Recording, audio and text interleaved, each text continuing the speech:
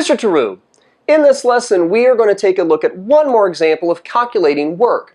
This example is going to be about emptying a tank laid horizontally, which is full of oil. Now, before we do that, if you happen to like the t-shirt, you know I'm wearing these all the time. This one happened to come from Snorg Tees. It's a brand new one for me. These are extremely comfortable. They don't have a tag in the back to irritate your neck, and those people are really, really nice. So I just found the site. I'm digging their shirts. You might want to check it out, and that's where you would find this shirt if you like it, or many others for that matter. The reason why I am doing this example is because in the previous full lesson for calculating work, that actually had 7 examples, right? So I know that you all get stuck in, myself even. You know, word problems are difficult. How do you set them up? This particular problem in the textbook that I teach from in my class said that you're only allowed to do this without the aid of a calculator. So what I want to do is I want to work through the problem without even worrying about that. I'm just going to place this cylindrical tank along the x-axis, and of course, and it's above it. So this is the x-axis here, the y-axis, and we're just going to work it out. And we are going to need the calculator to finish up the problem. And then I want to show you how you can adjust the placement of this cylinder on the coordinate plane so that it will allow you to do it without a calculator. Okay, so let's first just do the problem. I don't care if you have a calculator or not. Actually, we're going to need one to finish it. And just you read it, you set it up. A cylindrical oil tank is 5 feet in diameter and is 10 feet long, is laid down horizontally. How much work is done by pumping this oil into another tank or engine or whatever happens to be 4 feet above our storage tank? And again, we want to empty it, and the oil is weighing 50 pounds per cubic foot, which, by the way, I just made up, so I don't really know how much oil weighs per cubic foot. Okay, well, if this is the only video you're watching and you didn't see my full lesson, then of course to calculate work you need to first figure out a formula that represents the increments of work. And the increment of work is a force increment, which is basically, in this case with our gravity just being our acceleration, if you will, it's just going to be the weight of the oil in that particular increment, and the times the distance that you have to move it. So we're just going to find the volume of rectangular solid and multiply it by how much this oil weighs per cubic foot. Well, how do you find the volume of a rectangular solid? Length times width times height. So the length of this is very simple. It's going to be 10. The width of this rectangle, now, that's going to be a bit more complicated. I need an expression that describes the width of this rectangle, the entire width. And because it's being laid on its side and we have a delta y, we're going to integrate with respect to y, so we need an equation that's x in terms of y. Okay, well, the end cap's a circle, so I need to write the equation of a circle. And the equation of a circle is x minus h squared plus y minus k squared plus r squared. So the way I have this positioned, and I try to draw this three-dimensionally, or you can just rotate this cylindrical end cap around and think of a circle above or just touching, you know, the x-axis is a tangent line. So we have x squared plus y minus. Now, the diameter of this tank is 5 feet, so the radius is going to be 5 over 2, and because the bottom of the circle is touching the x-axis, that's also going to tell us where the center is. It's going to be y minus 5 over 2 squared. And that's equal to the radius squared, which again I just said was 5 over 2. And so there's your r squared. We need to get this again, x in terms of y. So we're going to square this 5 over 2, and I'm going to move this term here over. So it's going to be x squared is equal to 25 over 4 minus y minus 5 over 2 squared. Now, of course, it's length, width, and height, so I need a length of x. I don't need x squared. We're going to square root both sides of this.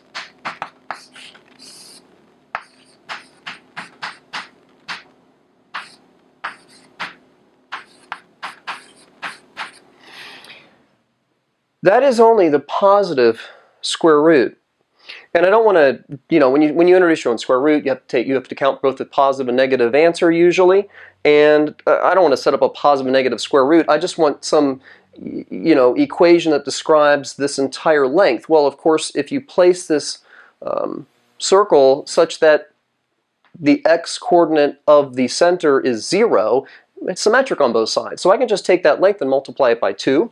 And this is going to be the entire, well, let's call it the width of the rectangle.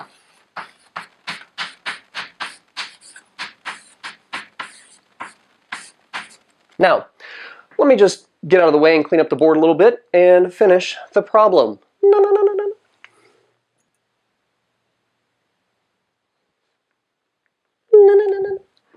All right, so what have I done here? Of course, there's the length times the width, and that delta y is the height of the rectangular solid.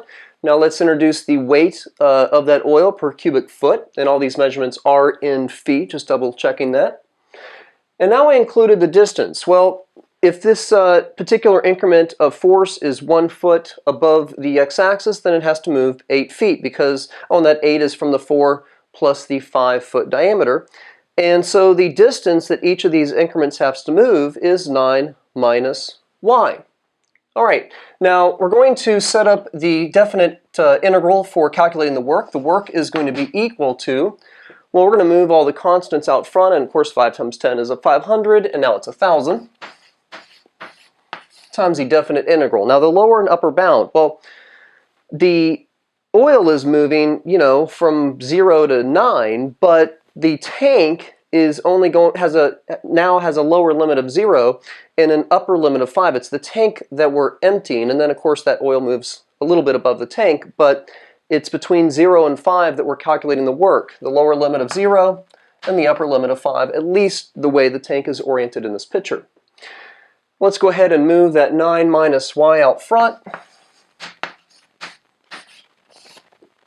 times 25 over 4 minus y minus 5 over 2 squared dy, because we're integrating with respect to y. Okay, so now why do we need a calculator to figure this out? Well, this y minus 5 squared is going to be 25 over 4 minus, and then we have y squared, and y, let's see here, y times negative 5 over 2 is going to be negative 5 halves y, and then, well, I know we're in calculus, but I hate not showing every single step. Let me just step off and do this one step, reveal it one step at a time.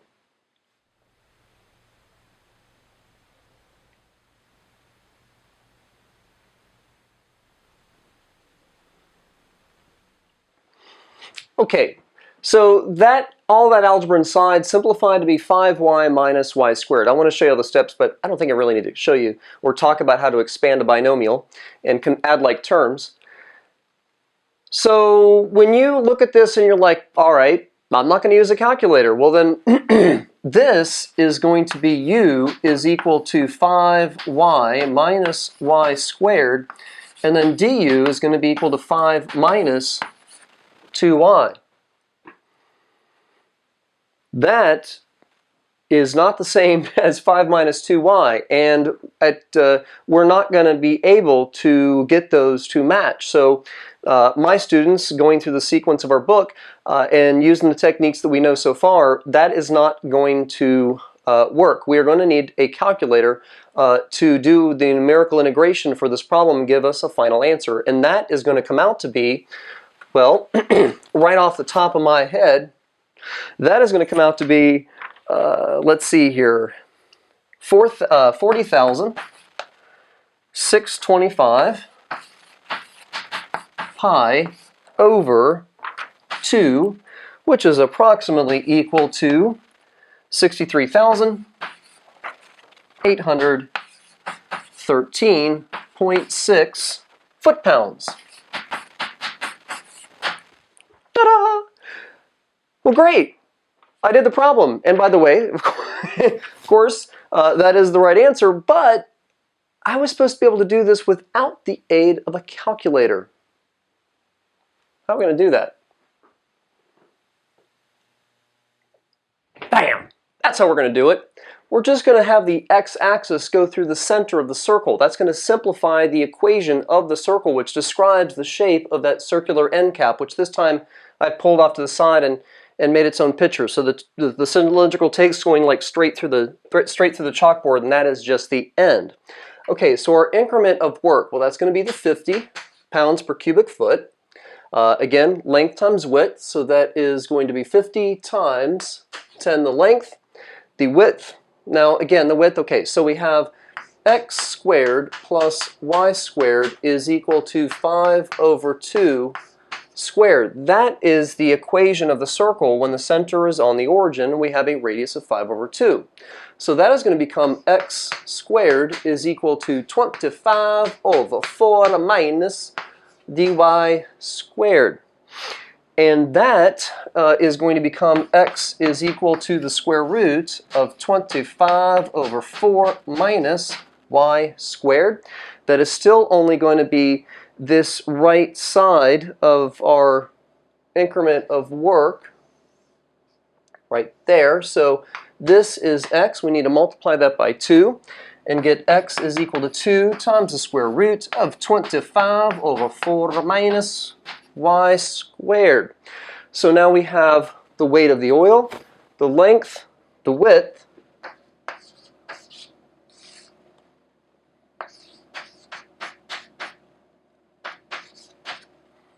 the height.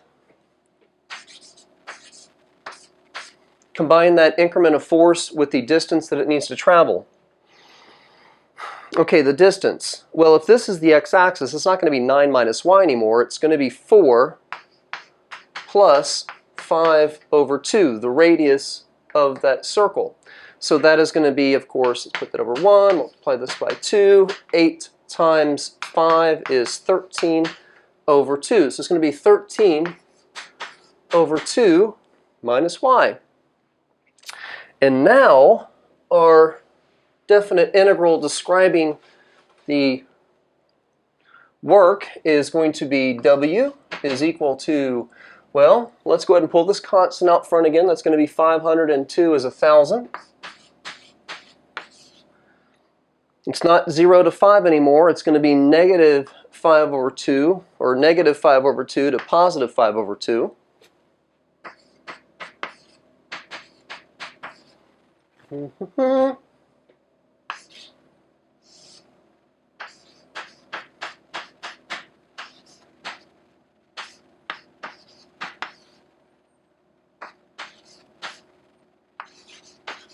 Excellent. Okay. Still a little bit unsure how we're supposed to do this without the aid of a calculator, because if I do a u substitution here, that is going to give me basically negative 2y, and that's not negative 2y over here. But what I can do is I can kind of take this entire expression and multiply it through this binomial, and we're going to get this. We're going to get 1,000.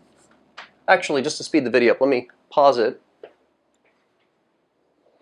There we go, and it made me, I had to rewrite this anyway to get it all to fit in one line. So, did more than save time, we made it neater.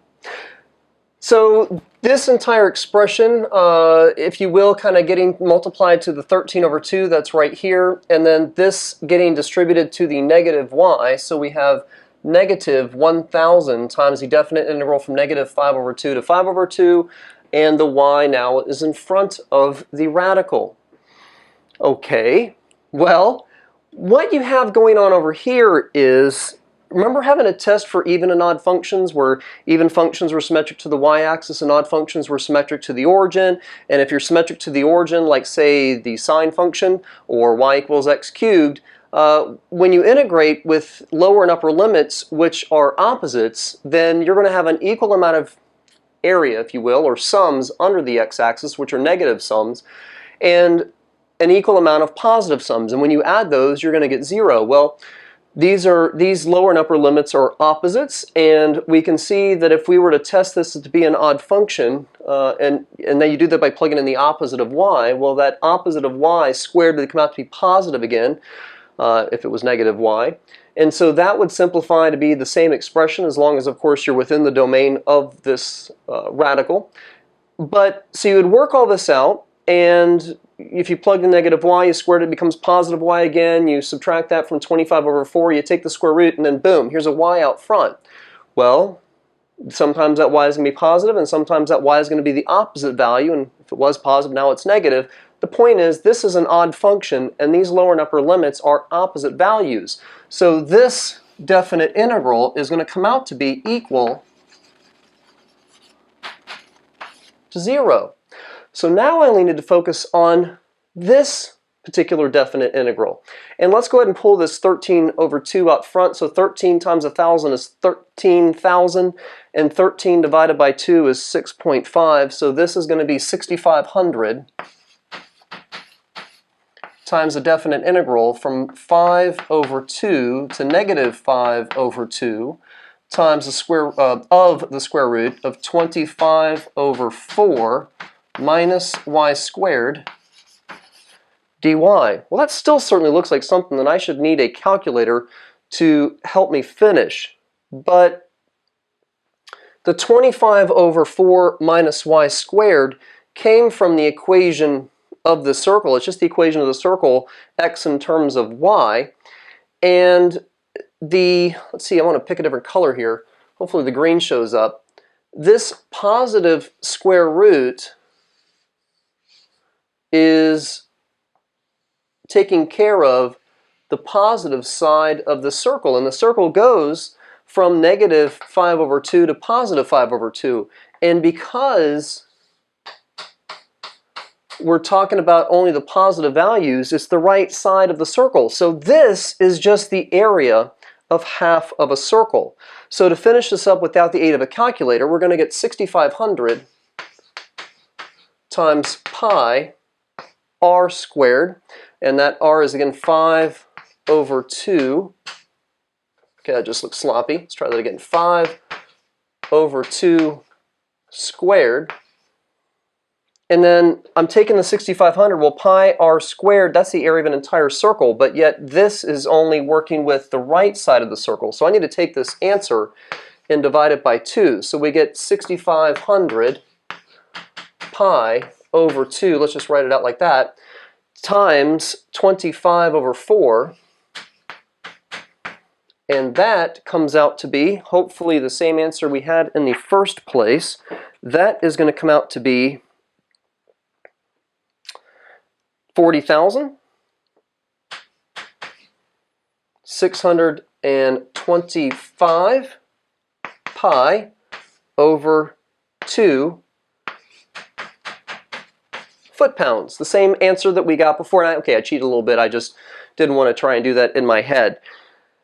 Now, the only thing that might be bothering you is we were supposed to be, this oil is filling up the entire circular tank. So why does it appear that I'm only finding the area of half a circle? It seems like the work should be twice as much.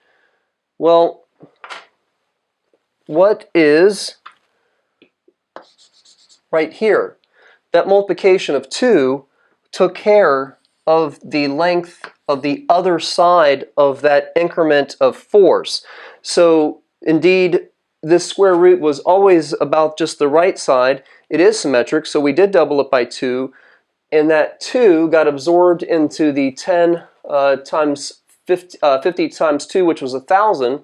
And so that multiplication of 2 representing the left side of the circle is already absorbed into our constant, which is the the coefficient, if you will. So the 6,500 in that already is the left side, and so indeed we can just find the area of half of this circle to finish up the problem and get an equivalent answer that we got in the previous version of this same answer with the aid of a calculator. Now there's still yet another way to look at this problem, and that is going to be dealing with, what if you did a little bit of work to simplify this expression, thinking that was going to make the rest of the algebra in the problem a little bit simpler. So let's look at that last third version of this question and finish the video. All right, so you're starting to work out or set up your increment of work, and you say, I don't want to work with that radical that has fractions inside of it. I want to clean it up. Now, whether that was your own idea, maybe you are allowed to use a solutions guide with your textbook and you see it looks a little bit different in your solution guide in one section than it did from another, and you think, okay, well, what if I did clean this up? Well, we would have, I'm going to focus on just this part here. We're going to have the square root of 25 over 4 minus 4y squared over 4. Of course, just finding common denominators. And doing so, you get 25 minus 4y squared over 4. And hey, and why else? I mean, maybe you certainly would think about doing this because the denominator is a perfect square. And when you pull out that square root of 4, we get 1/2 times the square root of 25 minus 4y squared. Okay. Now, when you first set this up and you wrote out that equation of a circle and you put it x in terms of y, we understood that the square root of 25 over 4 minus y squared represented the right side of that circle, which we doubled by 2 and such, but it represented the right side of that circle. And don't forget, when you do write the equation of a circle, it's x minus h squared plus y minus k squared equals r squared. And yes, I know you know that, but I'm highlighting that because the coefficients of x and y in the standard form of a circle are 1, not 4. So algebraically, that's going to be nicer to work with, but what does this expression represent? Well, of course, it still represents the right side of this entire circle. But the 1/2 is going to get absorbed into the 2, which gets absorbed into the 10, which gets absorbed into the 50, and you might start just focusing on that square root and thinking, oh yeah, that square root thing was about the circle. Well, this radical now with the 25 minus 4y squared is not half the circle.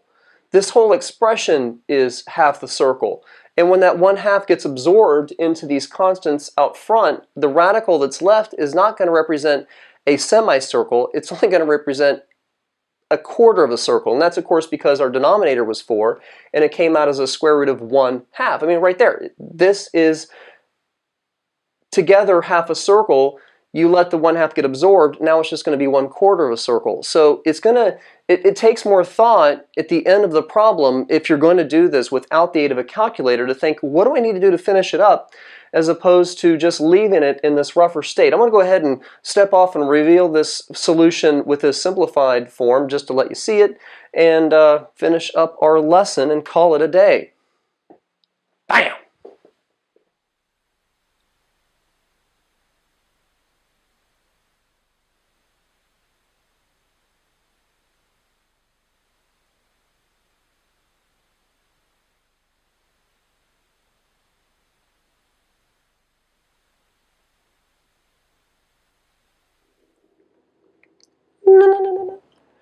So here is the rest of this problem worked out.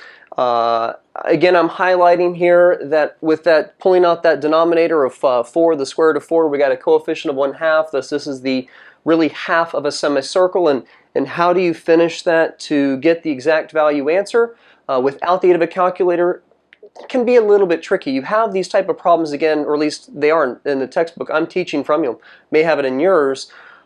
When you get to fluid pressure problems in a couple of sections. So really, I just wanted to show you this in case you saw this somewhere and you wondered how that worked and why it was a little bit different. I really would just recommend leaving the format of this question like I did in the previous problem, where this radical is really in that, as close as you can get into a standard form of a circle, and so there's no question on how you finish the problem up with your hand calculations. Again, if you like the t-shirt, and I'm going to have a few more coming up, I'm becoming a big fan of their shirts, snorgtees.com. There's a link to their website in the description of this video. I'm Mr. True. Bam! Go do your homework.